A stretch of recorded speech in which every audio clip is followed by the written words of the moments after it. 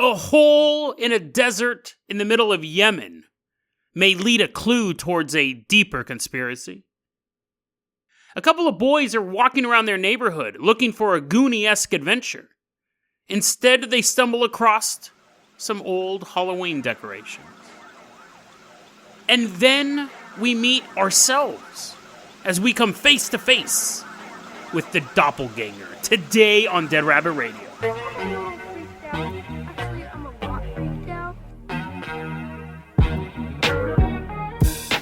Hey everyone, welcome back to another episode of Dead Rabbit Radio. I'm your host, Jason Carpenter. I'm having a great day. I hope you guys are having a great day too. 11 episodes left until the end of season 14. That's another way to say that, is I have 11 more episodes left to record before I can go on vacation. I am trying to pack them in. I'm not rushing them. I'm not rushing them, but I have to do as many as I can while the weather is good, because this weekend's going to be a scorcher. Speaking of scorching, I don't really know if this is a segue. I don't know if he enjoys fire, but coming into Dead Rabbit Command right now is one of our legacy Patreon supporters, Dennis Currycobb. Everyone give a round of applause to Dennis. Everyone do this, do what I'm doing, make the sound of your two hands hitting each other. Dennis, you're going to be our captain, our pilot this episode. If you guys can't support the Patreon, I totally understand. Just help spread the word about the show. Really, really helps out a lot. Also, drink plenty of fluids. I'm giving you that advice now as well.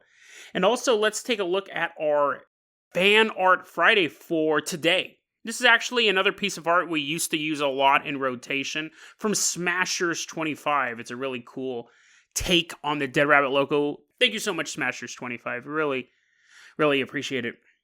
Denise, I'm going to go ahead and toss you the keys to the Jason Jalopy. We're going to leave behind Dead Rabbit Command. We are going to find a freeway somewhere that drives us all the way from Dead Rabbit Command to the country of Yemen. I don't know why I'm doing a story that takes place in a desert. I don't know what I'm thinking. Everyone picture you're here right now. The scorching sand underneath your feet. The blistering wind brushing against your cheek. I'm fully in an air-conditioned bubble, but you guys are walking through sands getting in your eyes. I'm like, ha, ha, ha, ha, ha. Me and Denise are totally encapsulated in this air-conditioned bubble. We're in the Al-Mahara Desert in Yemen. There's this hole in the desert. It's about 98 feet across, estimated to be between 300 to 800 feet deep, but they don't know for sure. It's just a hole in the middle of the desert.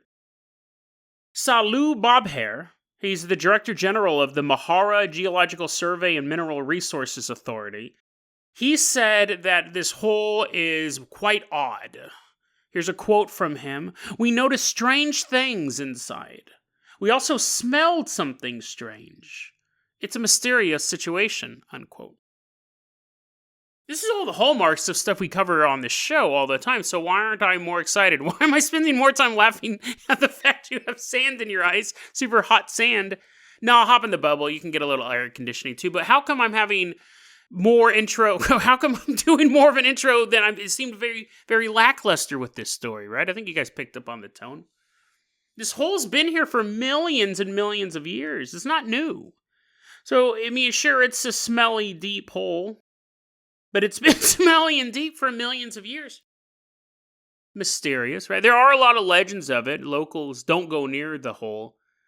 They actually consider it cursed. They think if you go too close to the hole, it'll pull you in. Photographers apparently have tried taking pictures near the hole, but the article says, this is from the Associated Foreign Press, by the way. This isn't from some wackadoodle news site. This Associated Foreign Press is running this story. And we're building to something. If you're thinking, Jason, you're jiving on this stuff a little bit more.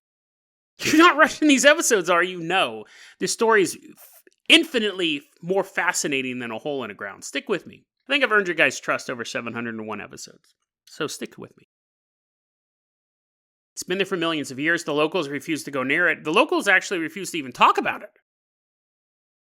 They're scared of this big black hole in the middle of the ground. They actually think it's the home to jinn. They're home to these evil spirits.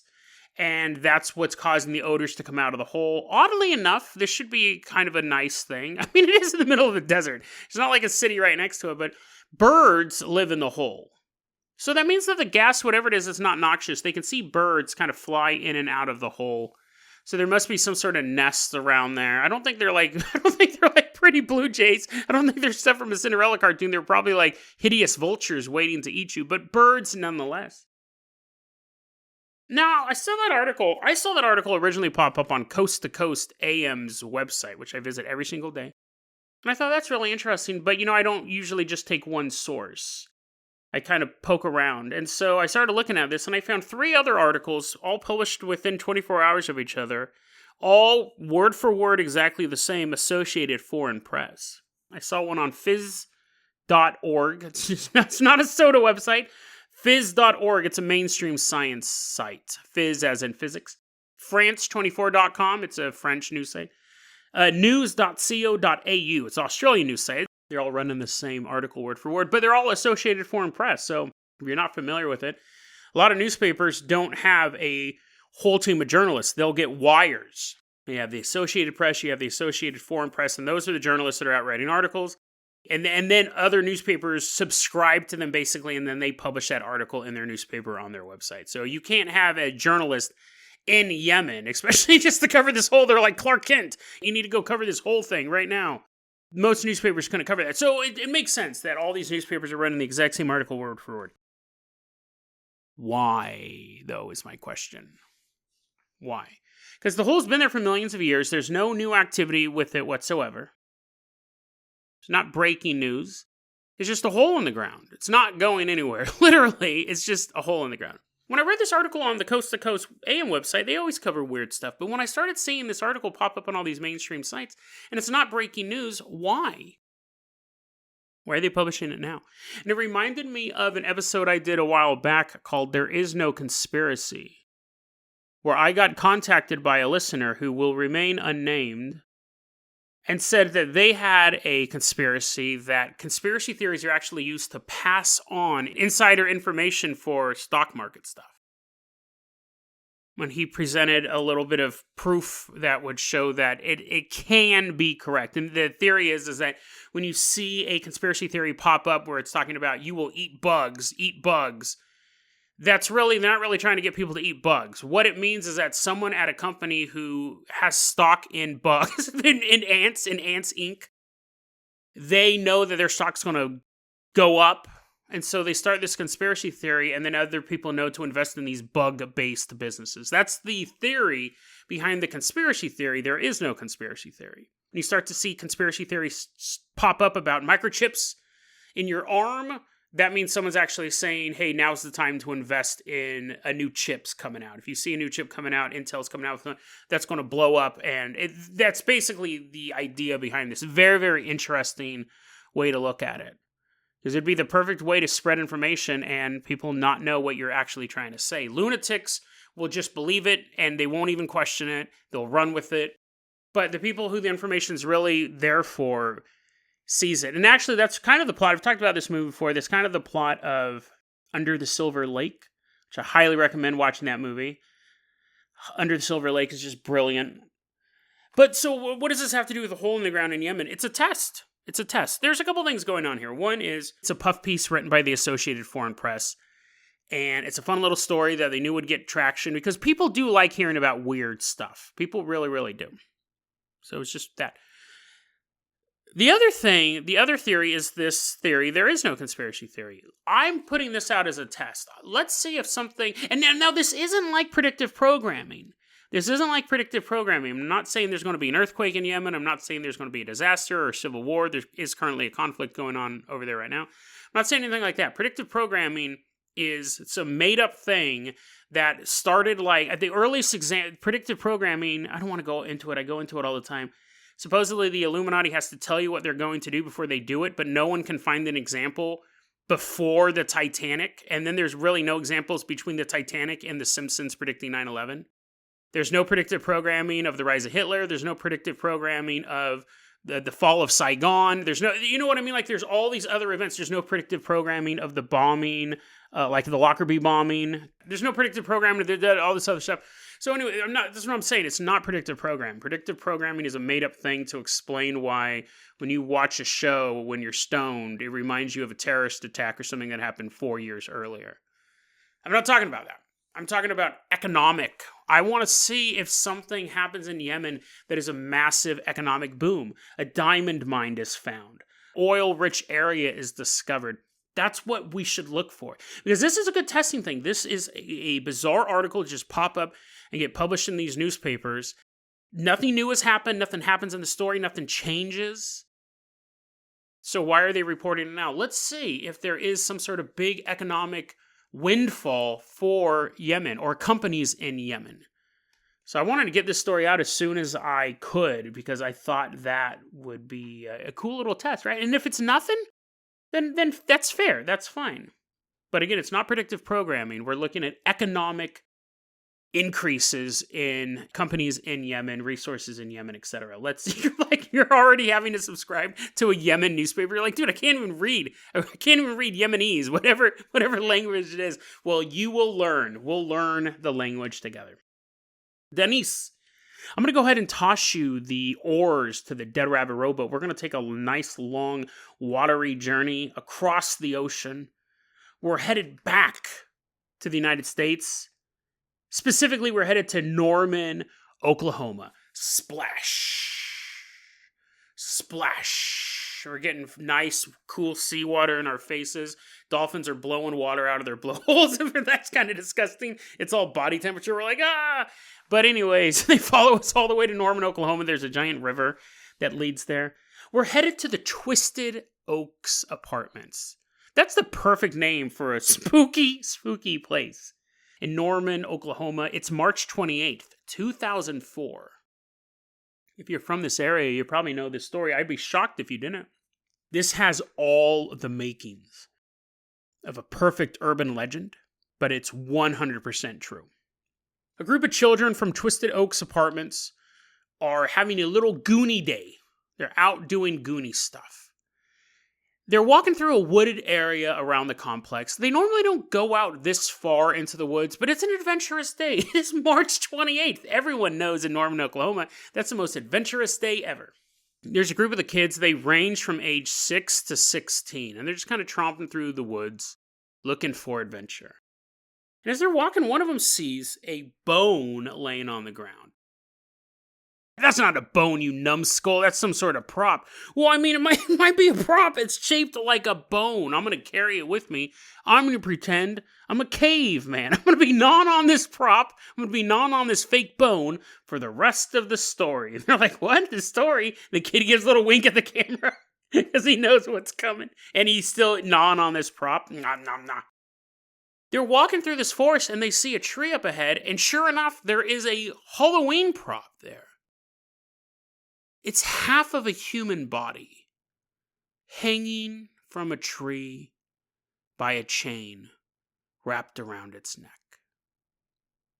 And it's just slowly swaying in the breeze. Now it's March. Halloween was a long time ago. But this is farther off into the woods, so they figured someone must have been pulling a prank. They got this Halloween decoration. The reason why they know it's a Halloween decoration, it's not a real person. They can tell that.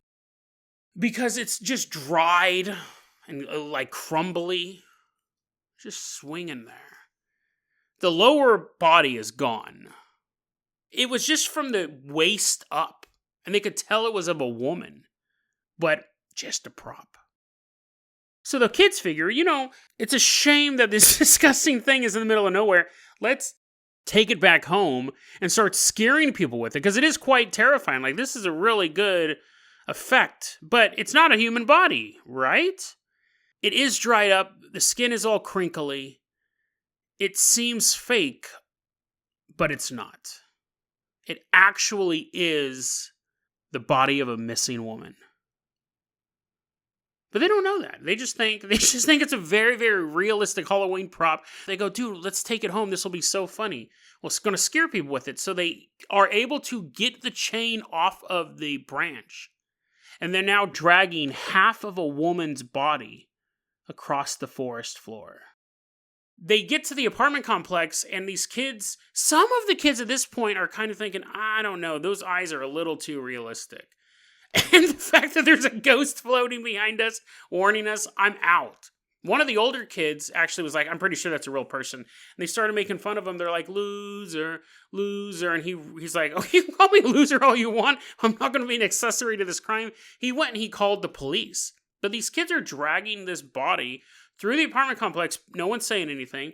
They drag it by a pool. People are just swimming and they're dragging it. And then finally a parent comes out because she had seen them through the window and she was like, what in the world's going on? She came out and she screamed. She immediately realized that this was a real human body.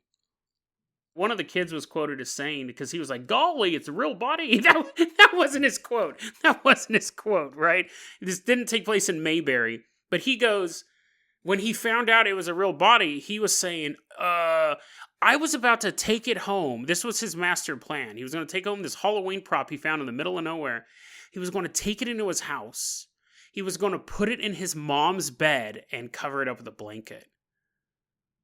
So when his mom would come home from a hard day at work, she's like, oh, it's so hard being a mom raising those kids, but I love them all, especially my oldest one. He would never break my heart. And then she would go and she would throw open the blanket, and there would be a human corpse. That's so gross, and that's an amazing prank. But the jokes end here. They probably shouldn't have been anywhere in this story, honestly. The jokes end here because when the police show up, they are able to take this body back to the morgue, and they have the coroner take a look at it, and they find out who it is. It was a real missing woman 6 months earlier, in September of 2003. 6 months. Anna Marie Atkinson, 27-year-old woman, left a suicide note in her journal and walked out of her house. Her journal was found by her family. They immediately called the police. They are calling her friends. Everyone begins looking for this woman. They can't find her anywhere.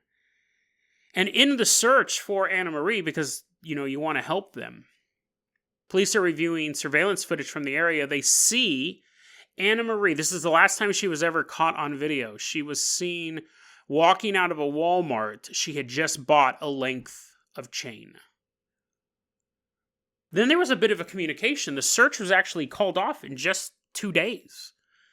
Because someone had told her, because this was, when you're 27 years old, it's really hard for the missing people thing, because you figure, the daughter was from another town, and she was visiting the area. She was visiting her parents, and she might have just went back to another town, and the mom and the family was getting reports that, no, Anna Marie's fine. She is back in her other town that she's at, which was like an hour or two away. And the mom told the police, well, I think Anna Marie's safe because she's been reported sighting in the town where she lives as well. So the police called off the search because although she was a suicide risk, it's much harder to locate adults because sometimes adults just leave. Sometimes adults do just walk out on their family. They just walk away.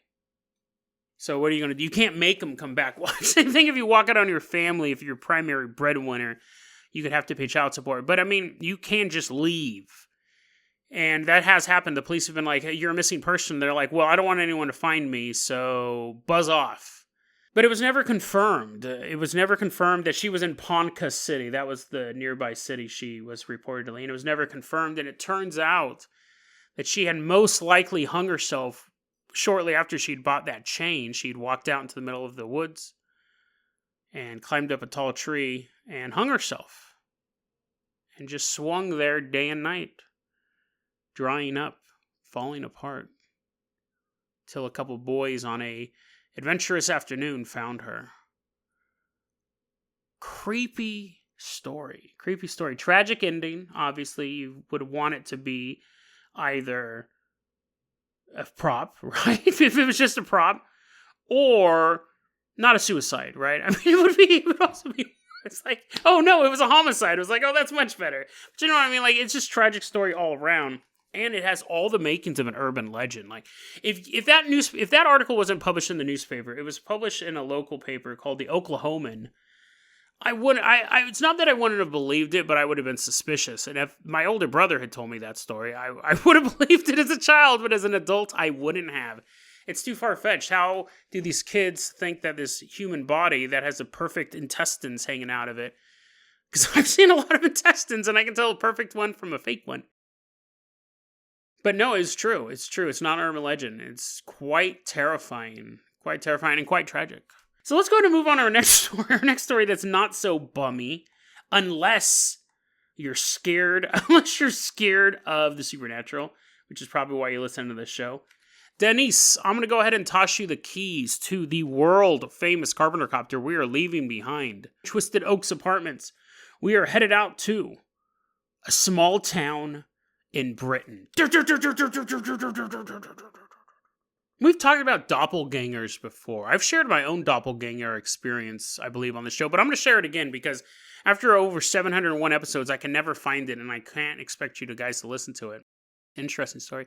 I ran into my doppelganger once, and I'm not saying just a dude who looked like me walking on the street.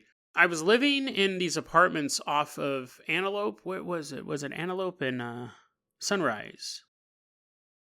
It's over by the Jack in the Box. I don't know that area.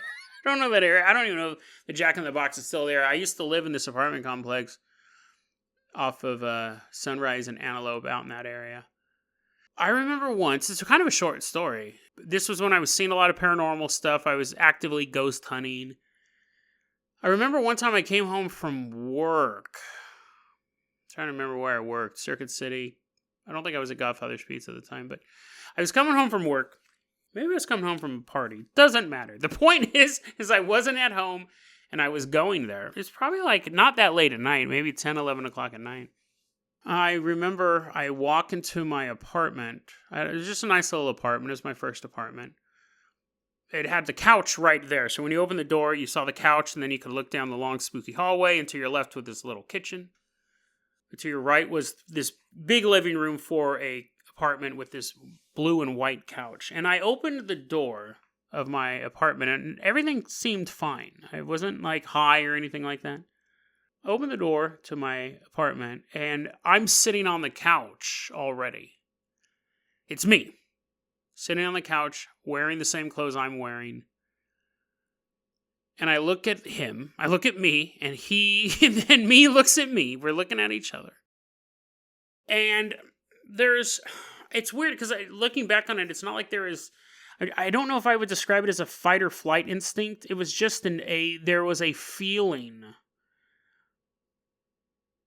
There was something going on there, and I remember I walk in the door, and I see me sitting on the couch wearing my clothes, and he stands up, and I instinctively begin to walk towards it. I feel like I want to fight it, but I didn't have any sort of anger or fear towards it. At least I don't remember those feelings. And I get up, and I walk towards him, and he's walking towards me, and then I don't remember what happens. I'm sorry. You're like, seriously, Jason?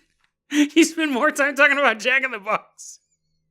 You spend more time talking about whether or not Jack in the Box that's the end of your story? I don't remember what happens.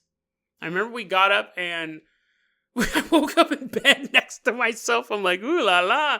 No, I don't remember. But it was my doppelganger, and it was in my house. And it's so funny because every so often, it's not a fear. But when I'm coming home, when I go to open the door, I think, what if I'm in there already? I just had that sensation the other day. What if I'm in there already? What would I do? And the thing you got to think about is how common is this? It's funny because when I kind of flipped back and forth about covering this on the show. The reason why I wanted to talk about it was I found two really cool doppelganger stories on Reddit. And I was like, oh, those are really cool. But then I thought, doppelgangers as a concept is it's a very, very well-known paranormal event. I don't really cover stuff about black-eyed kids unless I can find a cool angle on it. Like, I've never done an episode about the infield haunting, because it's such a well-known thing.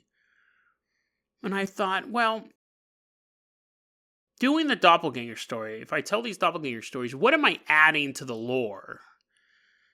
Let me tell these stories real quick, because I do think I have an interesting twist on them. In the United Kingdom, there was a Reddit user named Baked Troop. Let's call her Jennifer, and if that's her real name, it's just a stab in the dark. It's the last week of school, and Jennifer has nothing but summertime on her mind.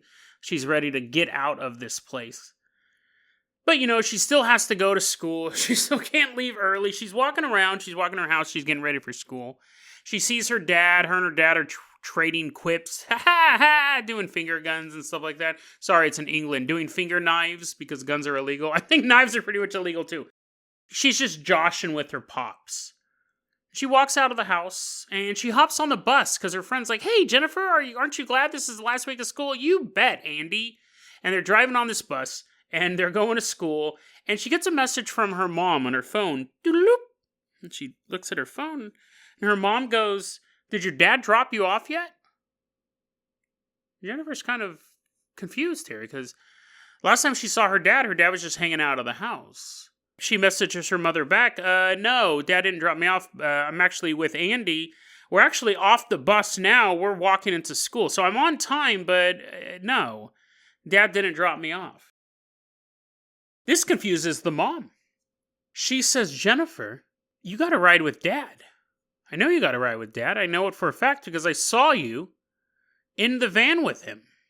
I saw the family van drive down the street. Dad was driving. You were looking out of the passenger side window and you waved to me." At this point, Jennifer's getting really uneasy. It's not like her mom to play a prank, making her really uneasy because she knows that's factually incorrect. She starts to think, well, I do have siblings, but none of them look like me. Couldn't be a mistake. What in the world could have happened? But she tells her mom, "Listen, I took the bus. It must have been a mistake. It wasn't me." Later, a friend of the family is talking to Jennifer's mom, and she goes, "Oh my God, it's so nice to see your family just doing family stuff. They're not doing finger knives at each other anymore. I saw your husband and little Jennifer at the Costco earlier today, just sitting there having a meal like a father and a daughter should. It's the last week of school, but they're still spending time together." The mother goes, "Jennifer told me she took the bus to school." And the friend goes, "Oh, why? I mean, no, I went and I saw both of them. I saw your husband and your daughter Jennifer at Costco, and they were eating, and Jennifer turned to me and she waved." When Jennifer gets home, she hears this story as well. And now both her and her mom are confused, and this is one of those stories like, would you be scared? There's nothing menacing going on. And you could keep saying, maybe they saw something else. Maybe they saw something else. Maybe they just saw a Jennifer-shaped object. Maybe it's a cardboard cutout with an automatic waving arm. It's not that this person is necessarily threatening, but it's alarming. So they wait for Dad to get home because he would know. He would be able to clear all this up. And Dad gets home. And they go, "Hey, honey, settle a bet for me. Settle a bet and tell me whether or not I'm insane." Jennifer's saying that she got on the bus and went to school. And the dad goes, "Oh, she did. She got on the bus and go to school."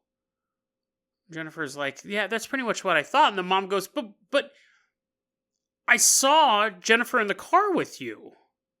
And he goes, "Jennifer was in the car with me." Now they're both confused. This is the story that Dad tells. As I was leaving the house, you wanted a ride in the van. So I gave you a ride in the van. And since it's the last week of school, we went to Costco and we had a nice little meal and we saw that friend. We saw that family friend that Jason did not name earlier. So she's just a friend. That's her name. That's what her parents named her.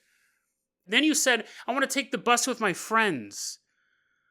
So drop me off here and I'll walk and I'll get on the bus and I'll go to the school with my friends on the bus." So you did take the bus to school, Jennifer, but we went to Costco. We went and had a nice little meal. And Jennifer's looking at her dad and says, "That didn't happen.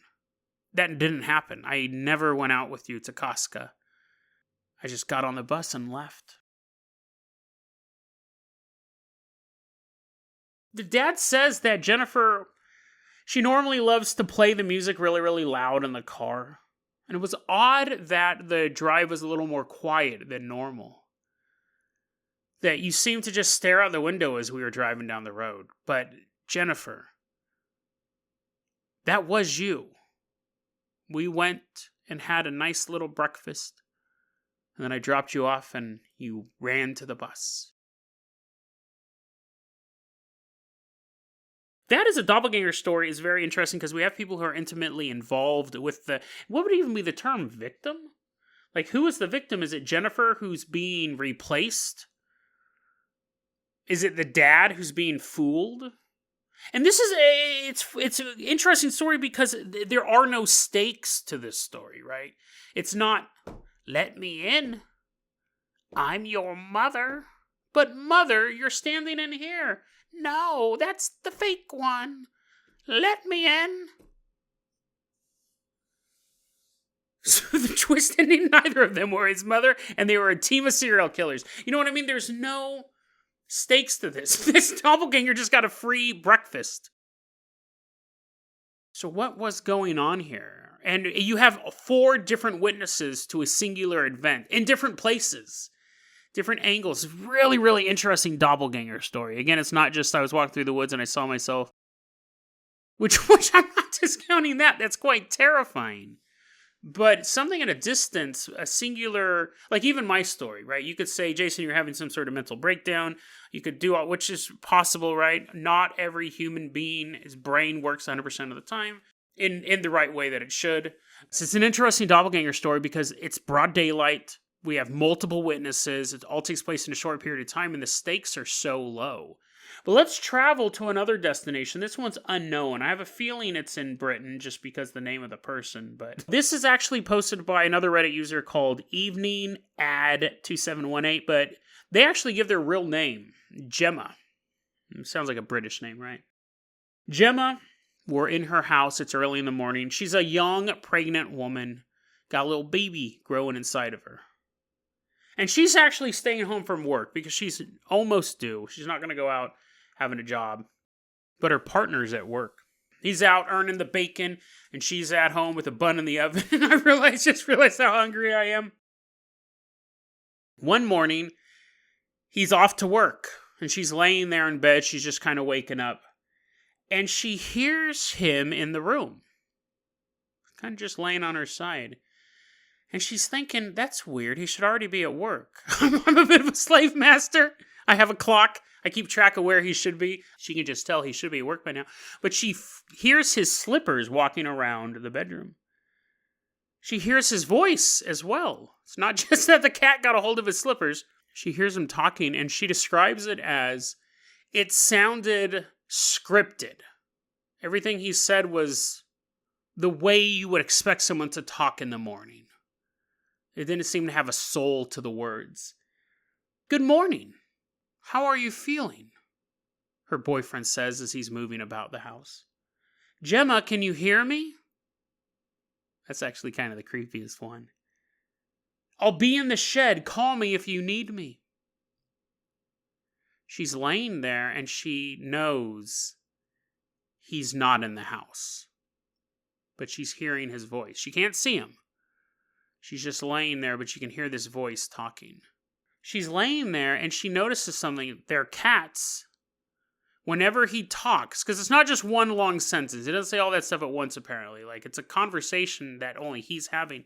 But when he talks, she can see the cat's ears twitch. Like they're hearing it as well. But they're having no other reaction. They're not reacting like there's some sort of hostile presence in the room. But then she hears his voice start to change. It starts to make weird noises. Then it sounds like her boyfriend is right behind her in bed. It's the morning.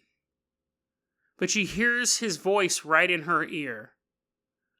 Good night, Gemma. And then a force pushes against the back of her head and begins to smother her into her pillow. She begins to fight against this invisible force, and for a few seconds, she's losing that battle. But then,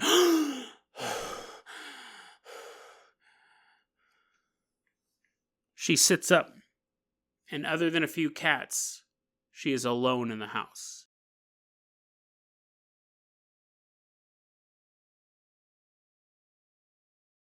That was actually posted on the Ghosts subreddit, and she says, I think I have a mimic in my house. It doesn't fit the idea of what we think of when we think of as a doppelganger. A doppelganger is a physical representation of a person. If it was just the voice, you could chalk it up to another phenomenon. The fact that it put physical pressure on her is why I wanted to include it in the doppelganger story today. And this one is sinister. And it's sinister for not only because it tried to kill her, that's kind of the definition of sinister, right? But she got a sense that it wasn't her husband. And isn't that what a doppelganger really is? It's something that is us, but not us. Ghost is a ghost. Demon's a demon. Demon can imitate a passed-on loved one. But a doppelganger is something that is trying to fool you while you're alive. And the question is, this is really my thing. We're going to pull back here for the minutiae of these two stories. And my own experience. How often does this happen? How often does this happen? There's an interesting thing. I'm going to put it in the show notes, but I'll try to describe it briefly. It's called the Charlie Chaplin test. Some of you guys have probably seen this. It's just a Charlie Chaplin mask, like a Halloween mask. Not like a full head cover, but like an old cheap mask you would buy back in the 80s to just cover the front of your face. You're watching this amazing video to watch. I mean, obviously, if you're driving your car, don't watch it right now. But it has a Charlie Chaplin mask, and it's rotating 360 degrees on this metal pole. And you watch it, and it's rotating, and you're looking at the front face of Charlie Chaplin. But as the mask turns around, and now you're looking at the concave version of it, it becomes 3D. It becomes a different face, and instead of the nose poking out, it's poking in. And it's turning now in the opposite direction. It's doing none of those things. The mask is turning 360 degrees. But once you can't see the normal facial features and you're seeing the inside of the mask, your brain cannot comprehend a face moving with a nose pointing in. It's impossible. So it makes you see the nose pointing out, makes you see this hollow face appear 3D towards you and moving in the opposite direction because your brain simply cannot process that information. And you can watch this video over and over and over again. The second the front of the mask disappears, it rotates out of your vision, it turns the opposite direction. You can't visualize something that your brain doesn't understand. And that is the key to so much paranormal stuff. You will see stuff in your life. I can guarantee you have people who say I've never seen anything paranormal. Your brain won't let you comprehend it. And so I wonder how many times we see doppelgangers out there. How many times we've seen ourselves or other people in locations they shouldn't be. And our brain just goes, no, that's not right. How common are these doppelgangers? How common is this type of activity? It may happen a lot more than we think, and we're just not aware of it, or we see it and our brain just goes, we can't comprehend that. And only in certain moments can we. And you know what's funny, with the first doppelganger story, that would make sense for everyone else to see her moving around. It wasn't as reality breaking as the second story, where she knew there was no one there. Everyone in that story, in the first story, that's what makes it so chilling. It was such a normal day. And yet this paranormal event happened. And you have to wonder, how often does this stuff happen? I think alien abductions are quite rare on a global scale. And I think that my whole thing with ghosts is I think ghosts are quite rare as well, which I find puzzling because millions and millions and millions and millions of people have died on this planet, and there's not millions and millions and millions and millions of ghosts. So that's always been an interesting conundrum with the ghost phenomenon. There's way less ghosts than there should be. There should be every single square foot of land should be haunted because somebody died a violent death everywhere at this point in human history. Doppelgangers, are they more common than a UFO abduction? Are they less? We don't see a lot of stories with them. But actually, let's wrap this episode up. That was just me kind of philosophizing on it. I think actually the scariest thing about doppelgangers, and this is a real quick wrap up, is let's say doppelgangers are not incredibly common, but they're more common than you would think. That you most likely have at some point in your life met a loved one's doppelganger. You thought it was them, you're interacting with them, and then you went home and they were at home, and you don't really think about it. You go, that's weird. They seem to be pretty fast, or maybe you question them and they seemed a little puzzled. But what if that is happening more often than we think? And that's all just innocent stuff. You're like, that's weird. I saw you in the kitchen, but then I went downstairs and you were in the basement. It's kind of weird. What about those times when you accuse somebody of doing something and they swear up and down they didn't do it? And you know that they did. You saw them there. You saw them there. Other people saw them there and they swear they didn't do it. Maybe in the back of your mind you kind of believe them, but you have to trust your eyes. If doppelgangers are real, and multiple people can mistake them for you, what about people convicted of crimes that they swear they didn't do it? Relationships that ended because they swear they didn't cheat on you. What if doppelgangers are one of the most common paranormal phenomenon? And not only is it the most common, it's actually the most disastrous. Someone sees a ghost walking around your house, you're not going to accuse somebody of adultery. But if you saw your loved one at a bar with somebody else, but they were really sleeping at home, in bed, waiting for you, doppelgangers may be the most dangerous paranormal phenomenon out there. How can you know what's true when you can't even trust your own eyes? deadrabbitradio@gmail.com is going to be our email address. You can also hit us up at facebook.com/deadrabbitradio. Twitter is @deadrabbitradio. And Dead Rabbit Radio is the daily paranormal conspiracy and true crime podcast. You don't have to listen to it every day. I'm glad you listened to it today. Have a great one, guys.